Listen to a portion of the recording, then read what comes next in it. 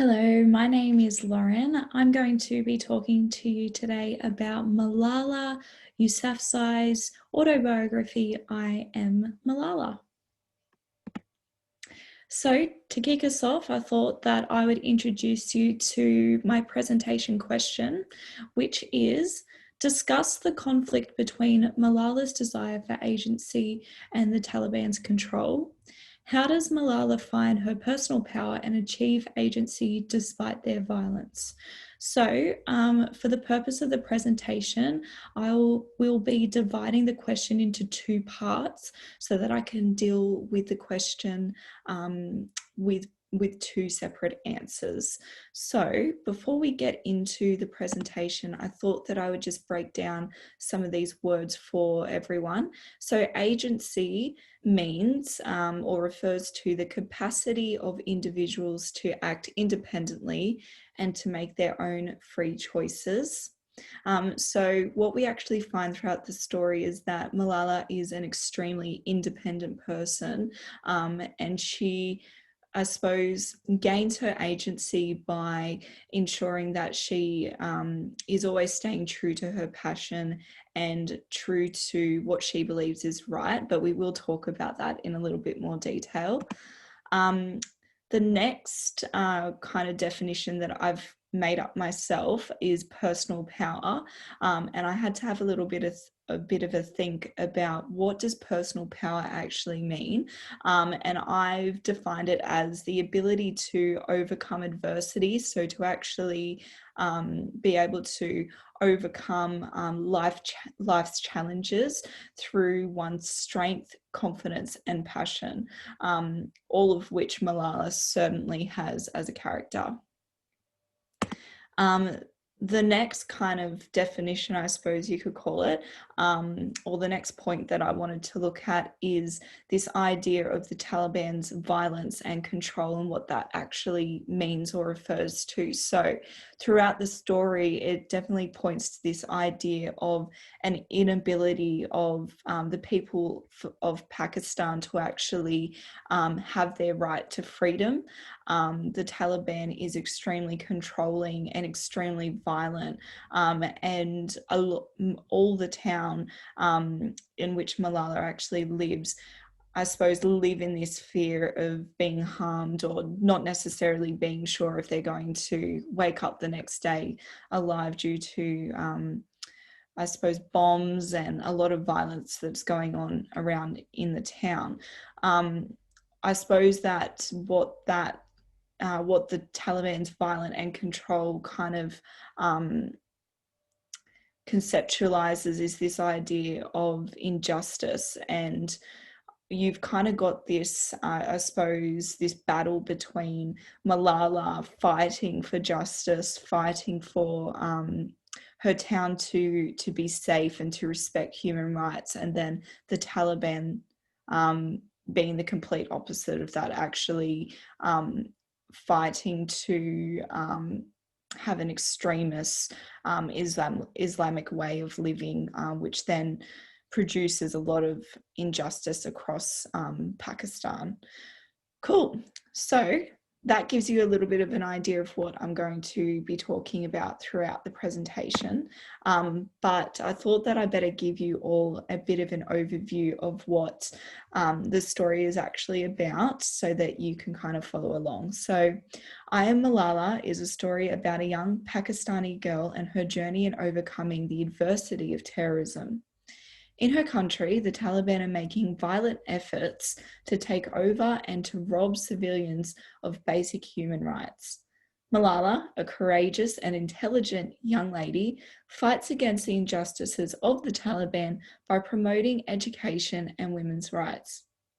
However, in doing so, she becomes a target for their savagery and is shot at point blank in the head while on the school bus home. Unexpectedly, and through the help of Birmingham doctors, she is able to make a full recovery. And that is one of the most remarkable, I suppose, stages of the story, is where she's actually been shot in the head just as an innocent schoolgirl riding home on the school bus with her friends, and this whole kind of I suppose fear that, oh, is she actually going to make it?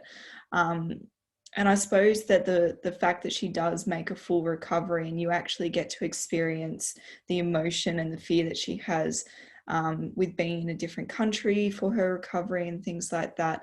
I suppose that her making that full recovery really represents her strength and her passion and her ability to actually overcome, I suppose, injustice in order that she can keep promoting what she believes is right, so education and women's rights. So after her experience, Malala is strengthened by the support she gained across the world, providing many great opportunities for her to speak out against terrorism and to continue being an activist for human rights, particularly the right to an education. So it's important to point out that this is definitely a world-class story. It is well renowned across the world, and the story was actually followed by many news groups, particularly when Malala was shot, and her recovery was actually, followed by some major parts of the world and some major politicians. All right, so here are some of Malala's character traits. She's particularly intelligent, and I suppose that goes to show for her passion and her efforts in actually obtaining an education, studying. Um, the book actually discusses that she likes to be or tends to be at the top of her school in terms of her ability to write, to speak, math, all that kind of stuff. She's definitely ambitious. She does not back down even when she is particularly fearful, and that's something that I really appreciated about her character, is that she didn't necessarily tell a story about her just feeling confident and feeling brave all the time. She's actually very, very real in the story and actually says how fearful she was throughout all of her experiences, and also talks about even the anxiety that she had to endure in order to be able to still pursue her passions and still be able to overcome the control and the violence of the Taliban. She's extremely courageous. She possesses amazing leadership skills. She's got an amazing willpower. She's certainly compassionate. Um, there's one part in the story where she actually sees some children working on a dump site, and she says to her father, "Father, can you make a place for them in our school, because they should have an education. If I get an education, shouldn't they?" Um, she certainly has a rebellious nature in that she questions everything. She isn't necessarily one to just want to go with the flow. Even when it does come down to some of the Islamic beliefs that even her own mother believes in, she questions a lot of those kind of customs that I suppose the Islamic religion tries to uphold. So one quote there is, she says, "I knew as we got older, the girls would be expected to stay inside. We'd be expected to cook and serve our brothers and fathers. This was the tradition. I had decided very early I would not be like that." So she talks a lot about this kind of struggle of her wanting to be independent and be able to be the activist for education and women's rights that she feels that she's called to be. Yet she does have this kind of expectation as a woman to actually follow the Islamic rules as being a servant, I suppose you could say, to the men in her family. She has a sense of justice, where again she says, "If I'm speaking for my rights, for the rights of girls, I'm not doing anything wrong." So she does cop, I suppose, a lot of flack from some of the Islamic leaders for her actually trying to speak out for women's rights. and she firmly believes that she's not doing anything wrong by doing so, and that is her sense of justice. Cool. So first of all, I'm going to be discussing the conflict between Malala's desire for agency and the Taliban's control. So I've made a couple of points that I am going to go through and discuss. So I suppose one of the biggest ways that Malala tries to kind of expand her agency in response to the Taliban's control is through education. She believes in the importance of education, particularly for women, despite Muslim beliefs, and also despite the Taliban actually trying to stop girls in particular from attending school. So she continues to participate in school despite the threats of the Taliban. And I would just like to point out that Malala's father is actually the principal of the school that she attends, which is Kushal Girls High School and College. That's a real life photo there of the school. And so it's important to note that Malala's father is, I suppose, very influential in her beliefs towards education being a basic human right. So she encourages her father to give out free places in his school to children who can't afford to go to school. And even when the school shuts down, she continues to find an education through watching Western DVDs and reading books. She does quote that one child, one teacher, one book, one pen can change the whole world. That's a particularly significant quote, and really encapsulates what she actually believes. She also says, education is education. We should learn everything and then choose which path to follow. Education is neither Eastern nor Western, it is human.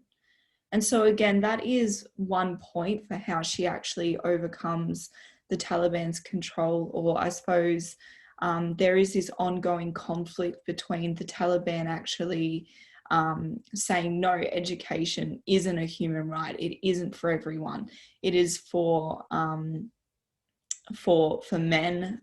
It is for those who actually adhere to Islamic beliefs. And a lot of what we see in the book is that education for the Taliban is actually, I suppose, learning about these extremist Islamic beliefs, whether on the other side of the argument, Malala believes that education is actually furthering yourself,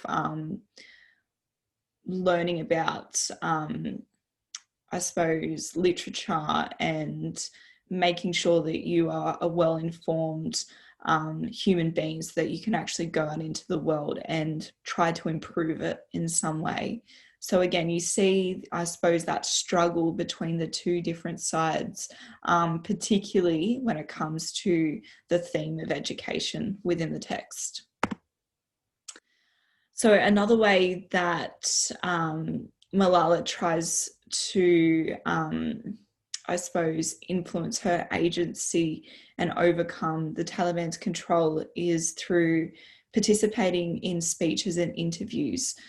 So despite the fear in which the Taliban spreads throughout Pakistan, Malala remains brave and continues to use her voice to promote the importance of education. When the whole world is silent, even one voice becomes powerful. So again, we kind of see the Taliban's influence come through the town and actually try to silence and to control the people, instill so much fear into them that they feel that they can't actually have their own freedom to even think their own opinions and their own thoughts. And so Malala actually tackles that by standing up in interviews, speeches, standing up in front of people from her town, even being interviewed on television, on radio, and actually speaking out against the fear that the Taliban is trying to instill in the Pakistani people. So Malala also continues to be interviewed by journalists, causing her to become renowned in the community for speaking out against extremist Islamic beliefs. They are abusing our religion, I said in interviews. How will you accept Islam if I put a gun to your head and say Islam is the true religion? If they want every person in the world to be Muslim, why don't they show themselves to be good Muslims first? So again, really questioning their whole behavior, their whole, I suppose, belief in the way that they are being quite violent and quite controlling.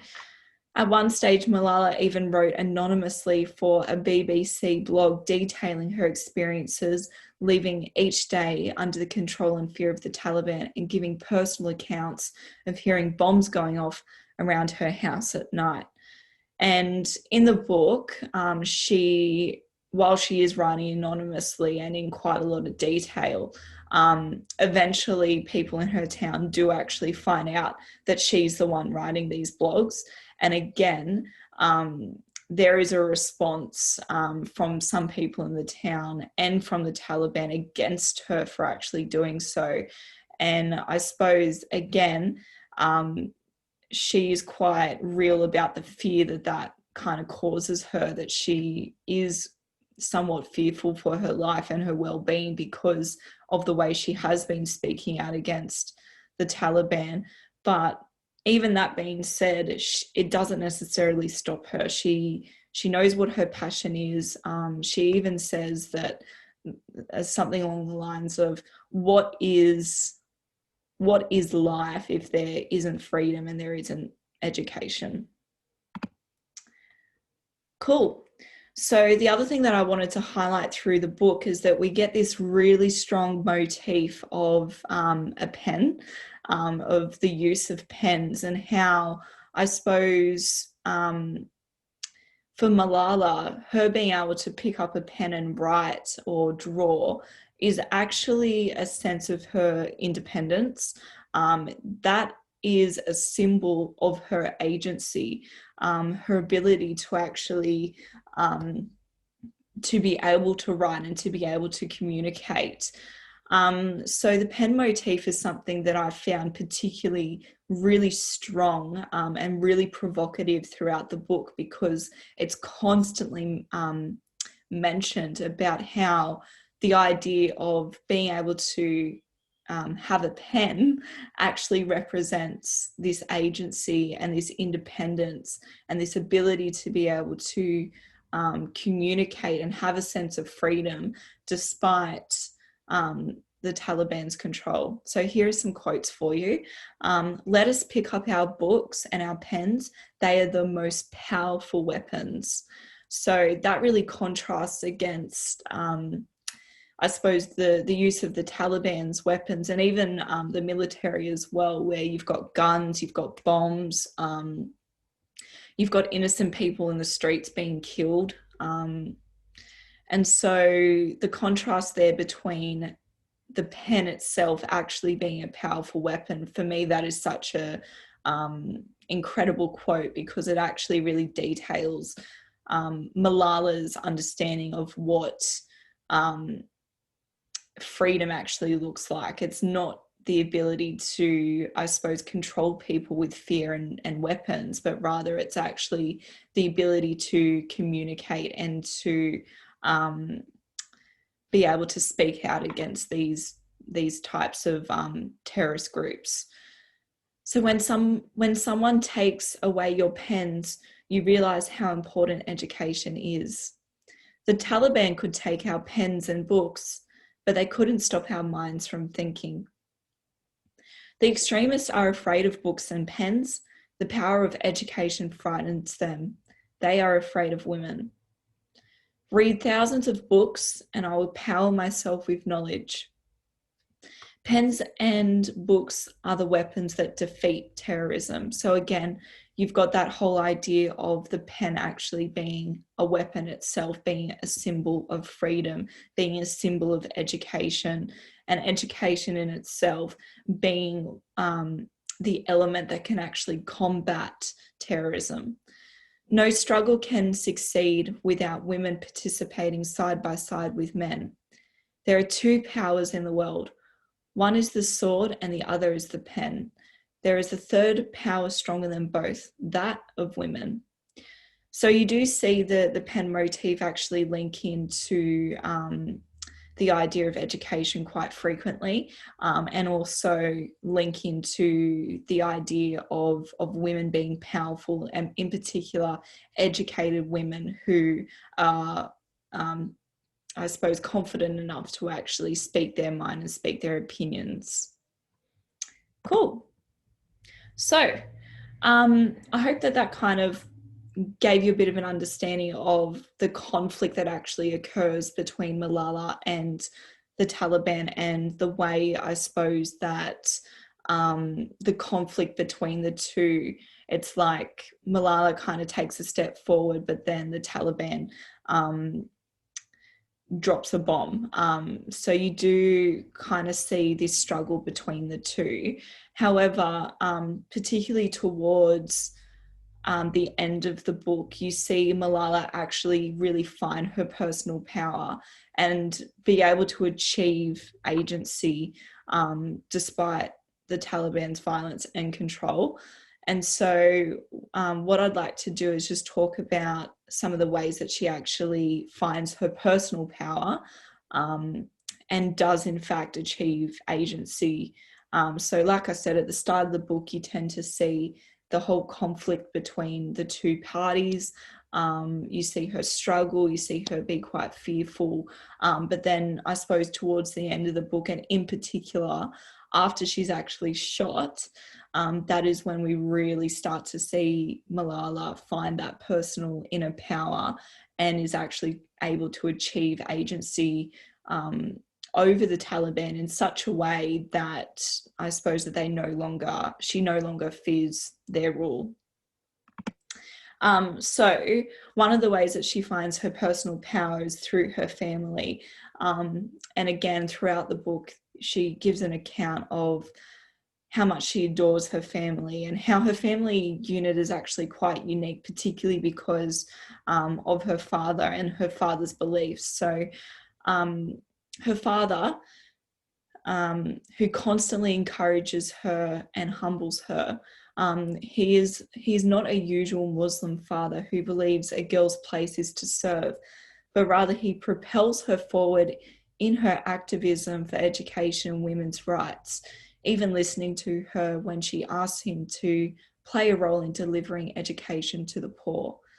And again, you see Malala, she has so much respect for her father, and so much adoration, so much love for him.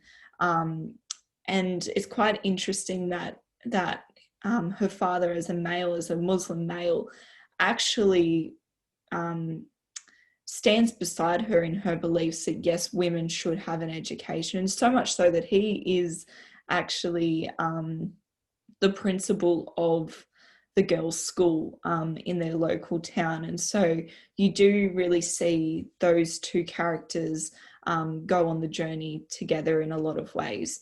Malala's mother is, again, very supportive of her, but she does tend to kind of play into that expected role of women, of a Muslim mother, where she is where she does serve and she does adhere to a lot of the Islamic customs.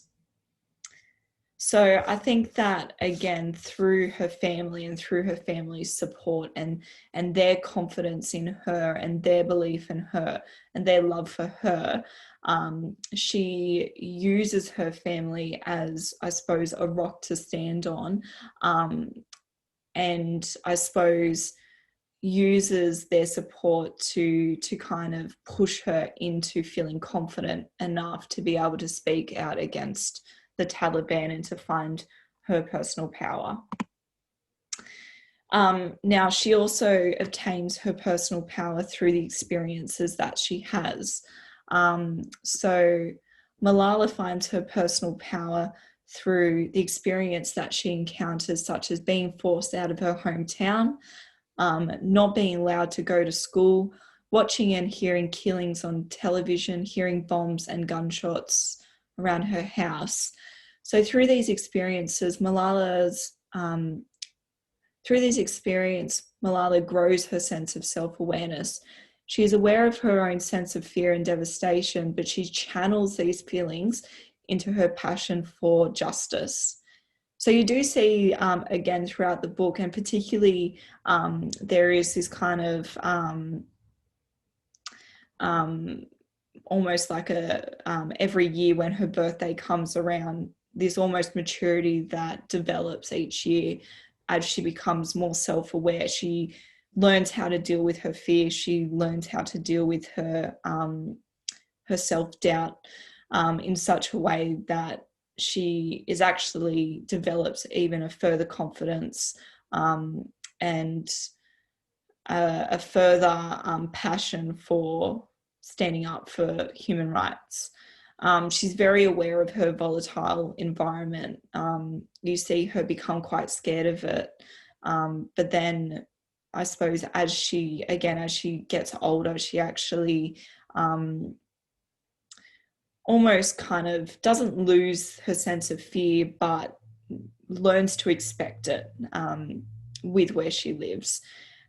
She grows her passion for justice, the experiences that she has in terms of the people she meets, the people that her father meets, the experience that she has within her town, and through her education, through school, actually create the opportunities for her to be able to speak out on a worldwide level, going far beyond her town. And then lastly, towards the end of the book, we actually see her go through an experience of being shot in the head, which is absolutely incredible. I know that when I was reading the book, I was quite shocked to hear that the way that it unfolds, it's very sudden, it's very unexpected. And it goes to show just how much she was actually targeted in Pakistan by the Taliban for her actions of actually speaking out against them. So much so that they wanted her dead. They wanted to kill her because of the fact that she would do speeches, she would do interviews, she was writing to the BBC, she continued to go to school. And I think that within the book, this is where you really see Malala actually find that personal power and overcome the adversity of the Taliban. She's so scared when she wakes up in the hospital. She is really worried about her family. She's worried about how she's going to pay for her medical attention, the medical treatment that she's received. But again, because it's such a it was broadcasted on such a worldwide stage, the way her actually recovering opens up so many different opportunities. So one of the opportunities that she had was that she actually got to talk about her experiences and talk about being shot and recovering at the UN speech. However, what she does is, instead of actually taking, I suppose, the attention for herself and celebrating the fact that she actually recovered such a huge adversity, she actually stands there and says, no, I don't want that attention. I want the attention to be given to education and the importance of education and the importance of education being a human right, particularly for women. So she is given recognition for that and for her humility in that as well, on a world level. She doesn't feel sorry for herself. She writes, I don't want to be thought of as the girl who was shot by the Taliban, but the girl who fought for education. This is the cause to which I want to devote my life. She uses connections that she makes through her activism and through her recovery story to advocate education as a human right. And overall, her recovery from the gunshot actually strengthens her bravery. I told myself, Malala, you've already faced death. This is your second life. Don't be afraid. If you are afraid, you can't move forward. So now that she's almost had this touch of death, I see her as someone who will never actually fear the Taliban again. And ultimately, this is where she overcomes the fear of the Taliban, the control of the Taliban, and finds her personal power and agency in such a way that it propels her into a new life of freedom, and really sets an example across the world of just how much strength that a human being can actually have when they are passionate and when they believe in something to that degree. Cool. So I hope that that has helped you to understand a little bit more about the story and has helped you to gauge an answer to the discussion question. Before I finish, I just wanted to show you all this just because I think it's just so remarkable. So that is a picture of Malala graduating from her university degree. And I've just got this from a CNN in London article. So Malala Yousafzai, the Nobel Peace Prize winning woman who survived being shot by the Taliban, has completed her degree at Oxford University. So this was written in 2019. So last year is when she graduated from Oxford University. Yousafzai, who is 22, tweeted early on Friday morning to say she had finished her studies. Hard to express my joy and gratitude right now as I completed my philosophy, politics, and economics degree at Oxford, she wrote. I don't know what's ahead. For now, it will be Netflix, reading, and sleep. So again, you just see just how beautiful she is as a person, just how real she is as well, how human she is. She also shared 2 photographs, one of her cutting a cake in celebration with family and another of her covered in cake and confetti.